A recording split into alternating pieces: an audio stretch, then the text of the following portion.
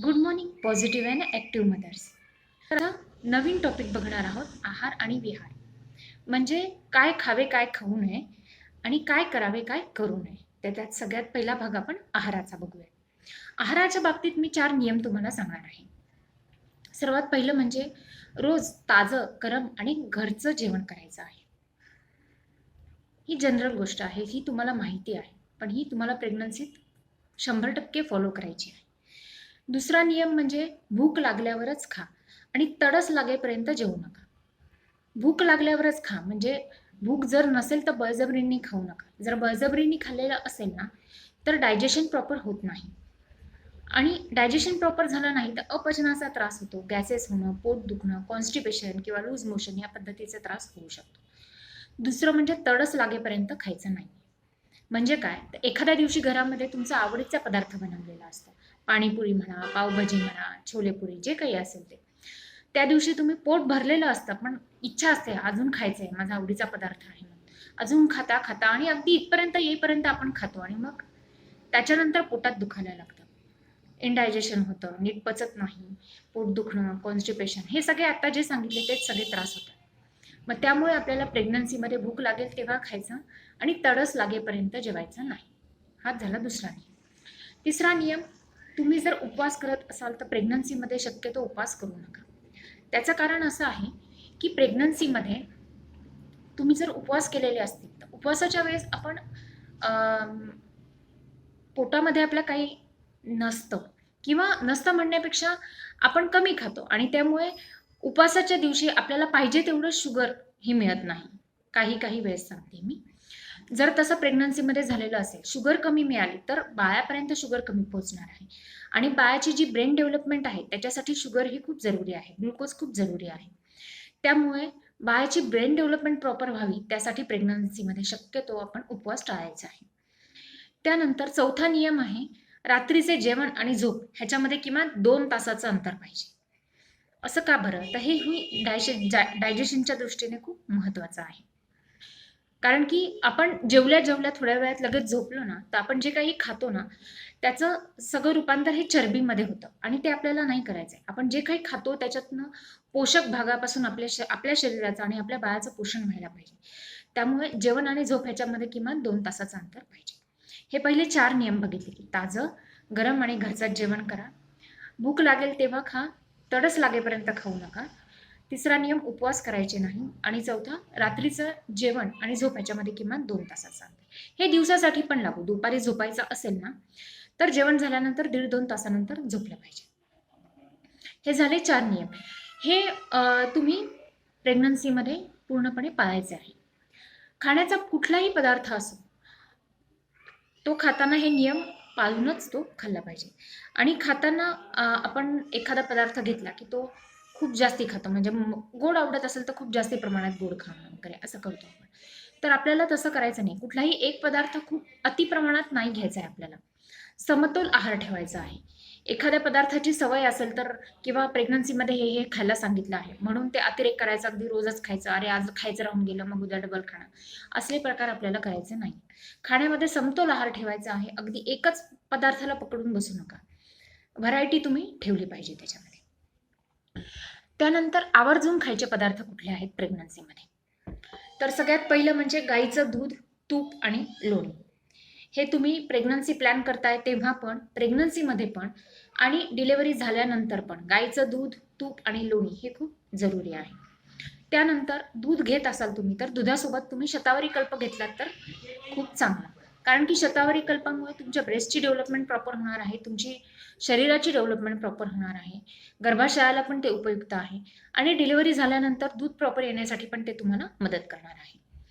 त्यानंतर फळामध्ये काय काय खाल्लं पाहिजे हा बऱ्याच जणांना प्रश्न पडतो.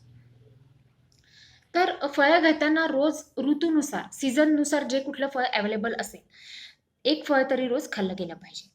त्यातही सालीसकट आणि साल काढून अशा दोन्ही प्रकारची फळं आपल्या खाण्यामध्ये असली पाहिजे.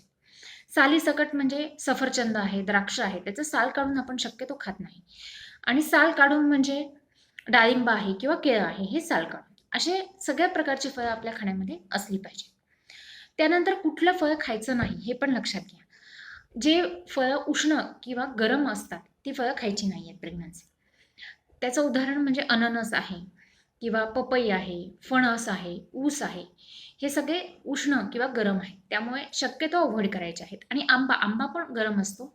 पण जर तुम्हाला खायचाच झाला सीझननुसार तर तुम्ही थोड्या प्रमाणात खाऊ शकता. अर्धा आंबा किंवा 2-4 फोडी वगैरे सफिशियंट आहे हे. त्यानंतर खाण्यामध्ये गाजर आणि बीट हे असलं पाहिजे सीझननुसार. आजकाल सगळ्या गोष्टी 12ही महिने मिळतात, तर तशा न घेता ज्या सीझनमध्ये जे मिळतंय ना ते आपण खाल्लं पाहिजे. गाजर आणि बीटामध्ये व्हिटॅमिन ए आणि आयर्नचं व्हिटॅमिन ए आयर्न आहे. त्यानंतर व्हिटॅमिन बी पण आहे त्याच्यामध्ये. त्यामुळे खाण्यामध्ये गाजर आणि बीट हे असलं पाहिजे. त्यानंतर पालक. पालक हे पण आपल्या खाण्यामध्ये असलं पाहिजे. आठवड्यातून एकदा दोनदा तुम्ही पालक घेऊ शकता. पालकाचं सूप आहे, पालकाची भाजी करून घेऊ शकता. पालकामध्ये iron, calcium, folic acid, vitamin बी12 आहे, प्रोटीन्स आहेत. हे सगळंचं प्रमाण जास्ती असतं. त्यामुळे आपल्याला पालक हे आपल्या डाएटमध्ये ठेवायचं आहे. त्यानंतर पेंड खजूर. पेंड खजूर खाताना त्याच्या आतमधली बी काढायची आहे आणि तिथे थोडंसं गाईचं तूप टाकायचं आहे आणि त्यानंतर आपल्याला ते खजूर खायचे आहे. हे खजूर तूप टाकल्यामुळे ते आपल्याला उष्ण पडत नाही आणि खाण्यासाठी उत्तम असतात.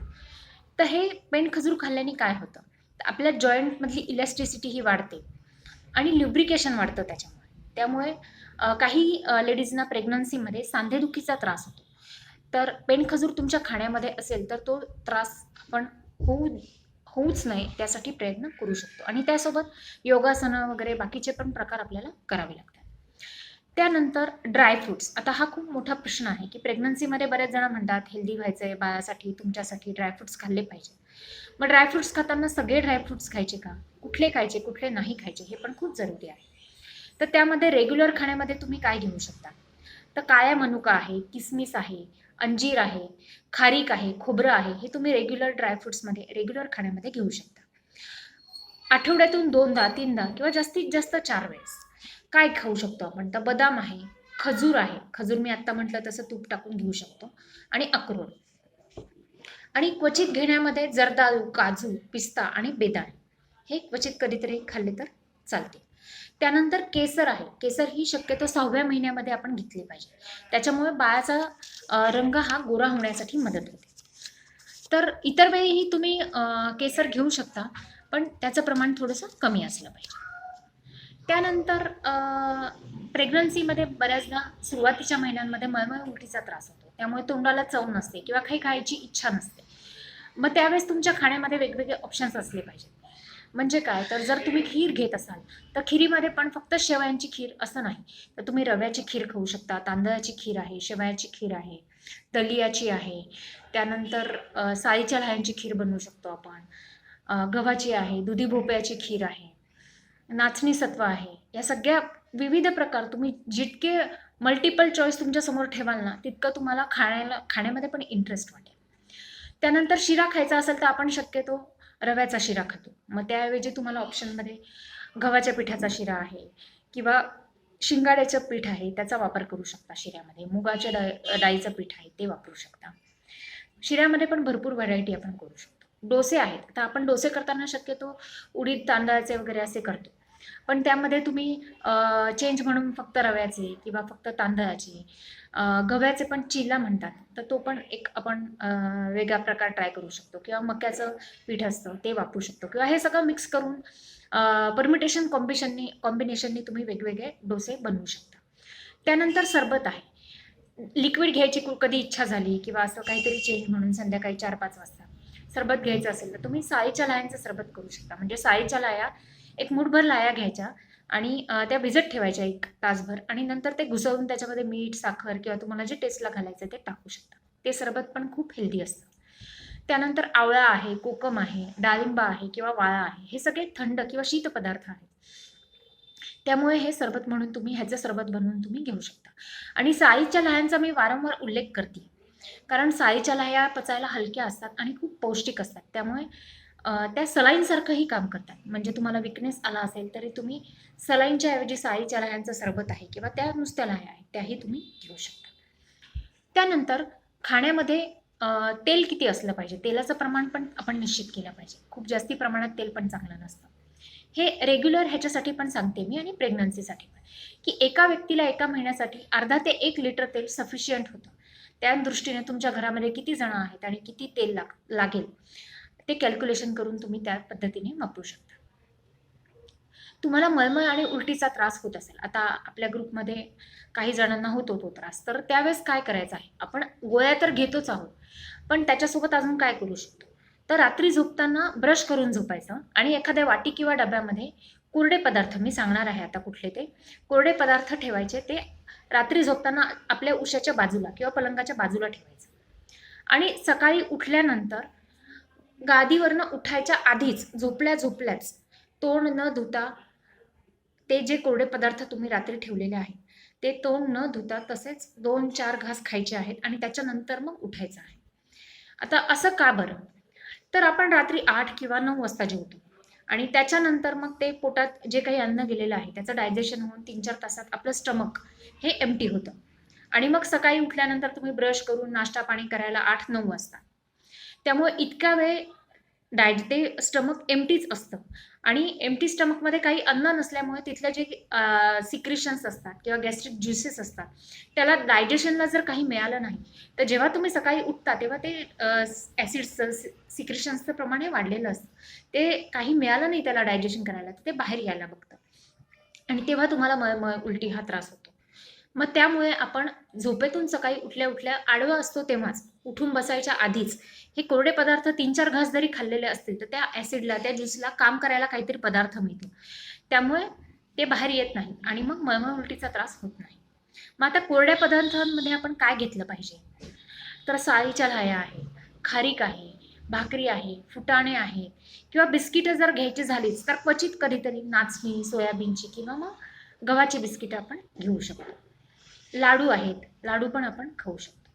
आपल्याला काय पोट भरून खायचं नाहीये, 3-4 घासच खायचे आहे.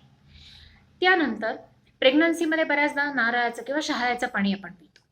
आपल्याला बरेच जण सांगतात की हे चांगलं असतं बाळासाठी, बाळ गोरं होतं किंवा मग पोटातलं पाणी जे असतं त्याची लेवल नॉर्मल व्हायला मदत होते, असं बरंच काय काय ऐकतो आपण.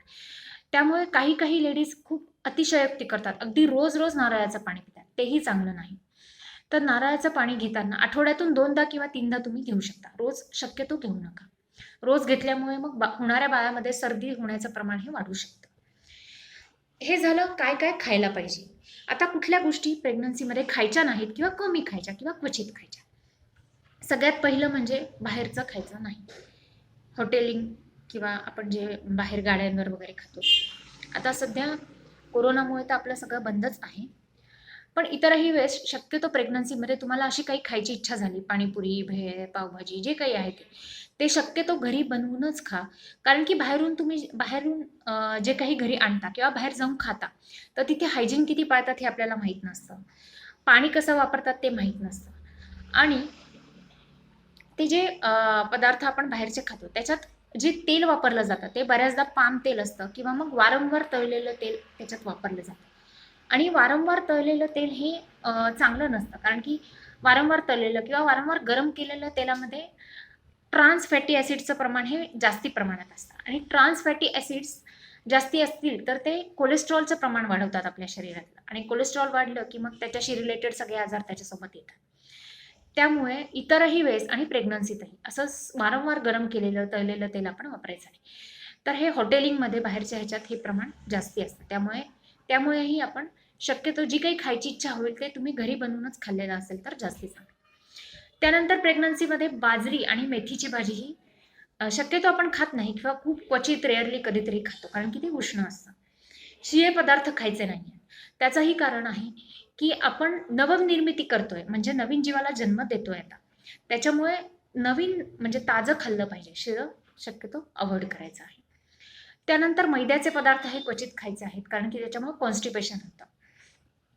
कोरडे पदार्थही कमी खायचे आहेत. कोरडे म्हणजे कसे, की ज्याच्यामध्ये तूप नाही किंवा कोरड्या भाज्या ज्याच्यामध्ये रस्सा नाही, असे पदार्थ शक्यतो कमी असले पाहिजे.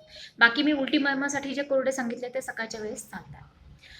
त्यानंतर नुसते कडधान्य म्हणजे अति प्रमाणामध्ये कडधान्य खाणं हे पण थोडंसं कॉन्स्टिपेशनकडे नेणारं आहे. त्यामुळे कडधान्य खातानाही आठवड्यातून 1दा 2दा आणि त्यातही मूग मटकी चालते. त्यानंतर अजिनोमोटो आहे. आता चायनीज जे काही पदार्थ बाहेर हॉटेलमध्ये बनतात सगळ्या ह्याच्यात अजिनोमोटो हे पडतं आणि ते शरीराला हानिकारक आहे हे बऱ्याच रिसर्चेसमधनं प्रूव्ह झालेलं आहे. त्यामुळे असे पदार्थ शक्यतो खायचे नाही. तुम्हाला चायनीज खायचं असेल तर तुम्ही घरी बनवून खाल्लं तर ते जास्त चांगलं. त्यानंतर खरवस. खरवस हे कच्च्या दुधापासून बनवतात आणि ते उष्ण असतं, गरम असतं. त्यामुळे ते पण आपल्याला अव्हॉइड करायचं आहे. आणि आधीही म्हटलं तसं एकच रस हा जास्ती प्रमाणात नाही खायचा आहे. म्हणजे आंबट तर आंबट, गोड तर गोड, तिखट तर तिखट असं. षड्रसयुक्त आपला आहार पाहिजे. म्हणजे आंबट, गोड, खारट, तिखट, तुरट आणि कडू सगळे रस आपल्या आहारामध्ये पाहिजे. समतोल आहार पाहिजे आपल्याला. आता प्रेग्नन्सीमध्ये बऱ्याचदा आंबट खायची इच्छा होते. आपण डोहायला लागतो असं म्हणतो. तर त्यावेळेस तुम्ही आंबटमध्ये आवळा आहे, कोकम आहे किंवा डाळिंब आहेत. या पद्धतीचं घेऊ शकता किंवा मग चिंच खायची इच्छा होते. तर चिंच खाताना शक्यतो पिकलेली आणि गोड चिंच असेल तर जास्ती चांगलं. म्हणजे डायरेक्टली लोणचं किंवा आंबट चिंच खाण्यापेक्षा या पद्धतीचा आंबट पदार्थ घेतले तर ते जास्ती चांगले. तर इथपर्यंत आपण आहाराच्या बाबतीत बघितलं. 4 आहाराचे नियम बघितले. त्यानंतर काय काय आहारामध्ये घेतलं पाहिजे आणि काय काय अव्हॉइड केलं पाहिजे. यानंतर आपण विहाराबद्दल बघूयात.